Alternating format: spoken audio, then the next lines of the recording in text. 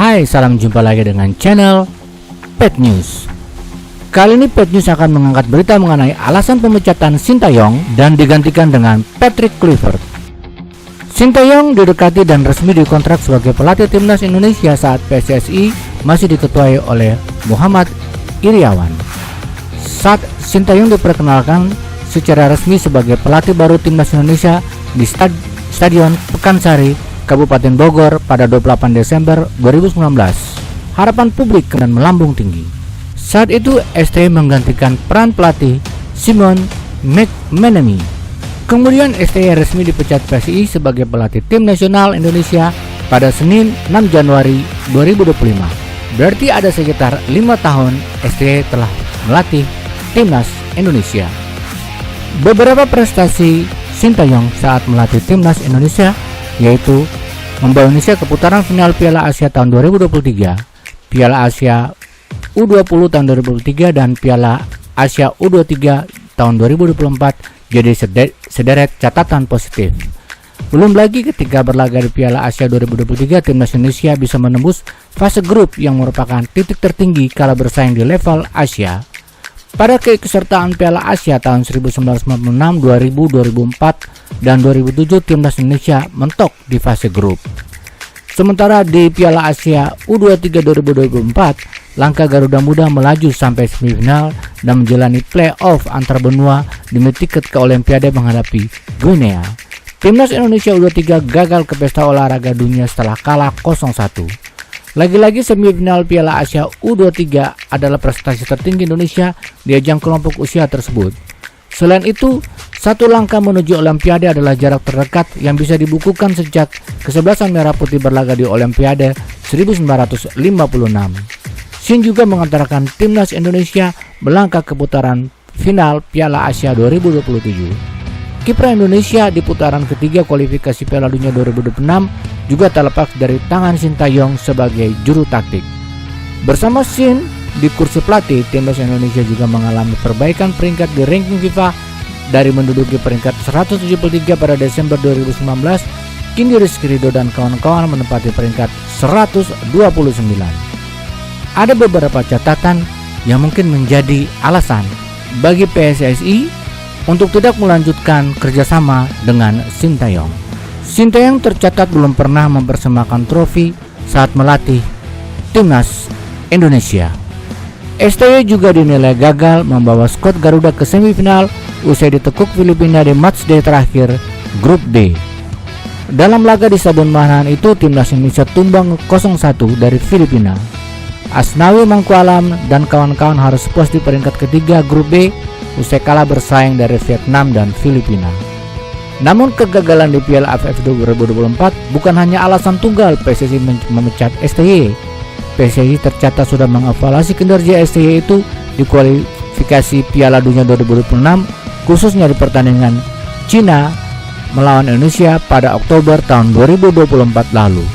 Kala itu timnas Indonesia yang masih dalam euforia positif dengan meraih 3 poin harus menyerah 1-2 dari Cina yang belum meraih poin sama sekali. STY dinilai bertanggung jawab atas kekalahan itu karena melakukan beberapa perubahan dalam susunan pemain. Sudah bukan rahasia lagi bahwa STY disebut sakit hati karena taktiknya dikritik sejumlah pemain kelar laga melawan Bahrain pada Kamis 10 Oktober 2024. Akibatnya Sintayong menurunkan formasi di luar nalar saat timnas Indonesia menghadapi China 5 hari kemudian. Ada 6 pemain naturalisasi yang bermasalah dengan Sintayong. Yang pertama yaitu Elkan Bagot. Elkan Bagot 4 tahun membela timnas Indonesia tahun 2020 sampai 2024, mulai dari U20 hingga senior. Namun semenjak menolak panggilan Sintayong saat timnas Indonesia U23 menghadapi Guinea, Elkan Bagot tak pernah lagi disertakan juru taktik asal Korea Selatan tersebut. Kepergian STY bisa menjadi berkah bagi Elkan Bagot jika tampil apik bersama klubnya. Yang kedua yaitu Shane Patinama.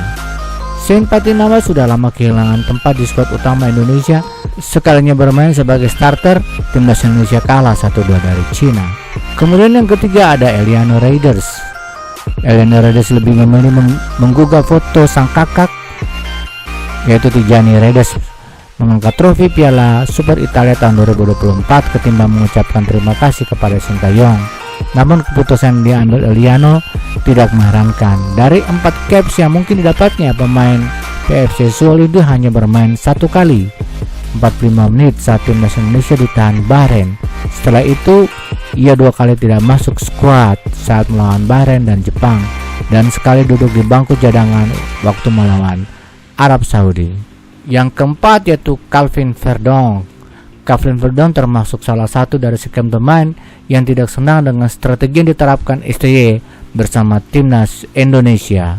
Yang kelima yaitu Sandy Walsh. Sandy Walsh tidak dimainkan saat Indonesia melawan Cina, tapi STY lebih memilih menurunkan Asnawi Mangkualam yang pada saat itu bermain di bawah standar.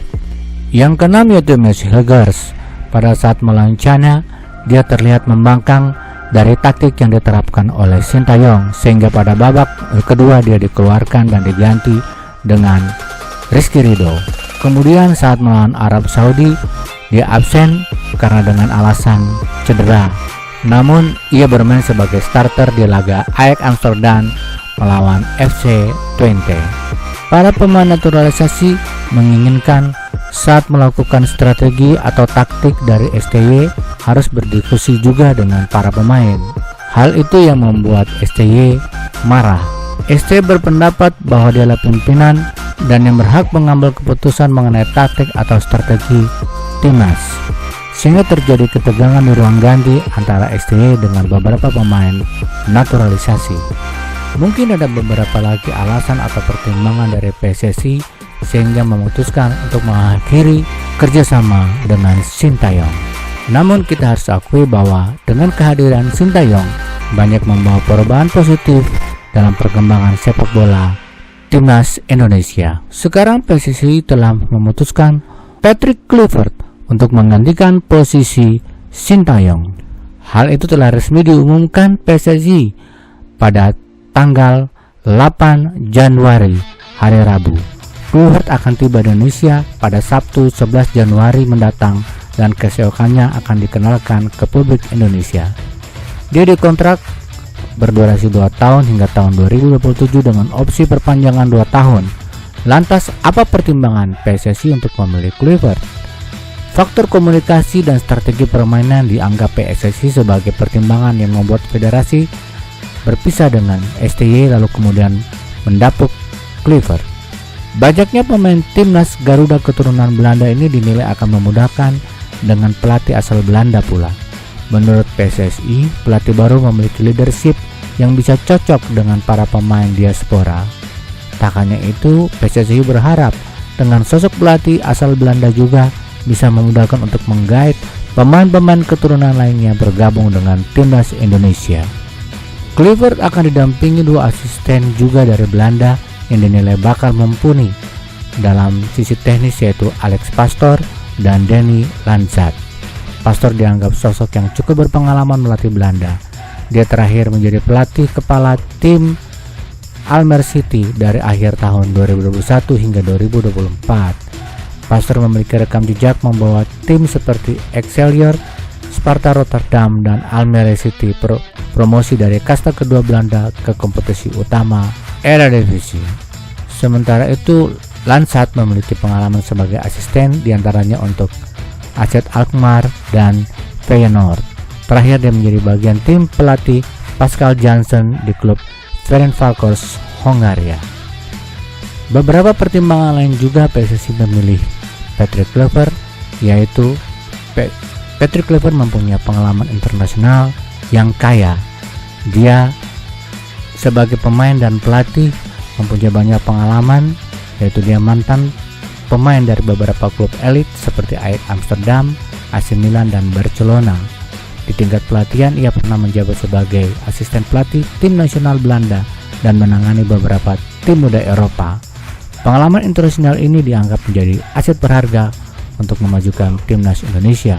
Kemudian Kluivert juga mempunyai filosofi sepak bola modern dan atraktif, yaitu bermain menyerang modern dan dinamis. Filosofi ini dianggap sesuai dengan visi PSSI untuk membangun identitas permainan timnas yang lebih progresif. Kemudian dia mempunyai komitmen yang baik untuk pengembangan pemain-pemain muda ke depannya. Kluivert juga mempunyai koneksi dan reputasi di dunia sepak bola internasional yang luas dengan klub-klub dan pelatih papan atas. Hal ini membuka peluang bagi pemain Indonesia untuk mendapatkan exposure di level internasional.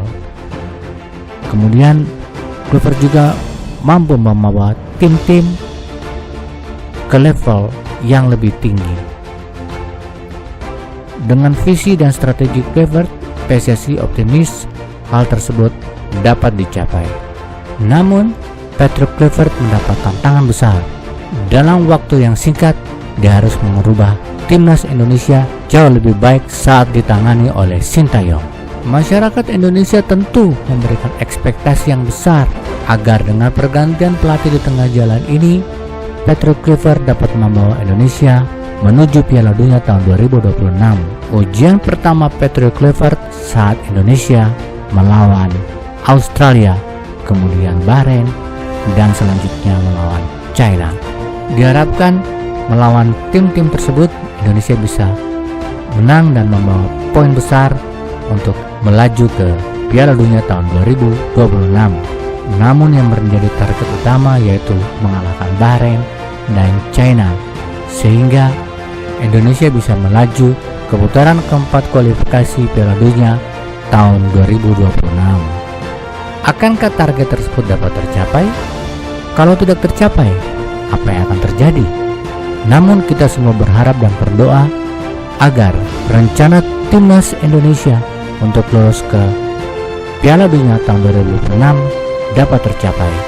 Mari kita memberikan support kepada PSSI, Timnas Indonesia dan pelatih baru Patrick Kluivert agar semua rencana yang manis ini dapat tercapai. Demikian tayangan dari Pet News, sehingga tayangan ini dapat bermanfaat bagi kita semua. Jangan lupa subscribe, tekan bel dan beri komennya agar Anda dapat mengikuti tayangan-tayangan dari Pet News selanjutnya. Terima kasih atas perhatiannya. Salam sehat buat kita semua. Ciao.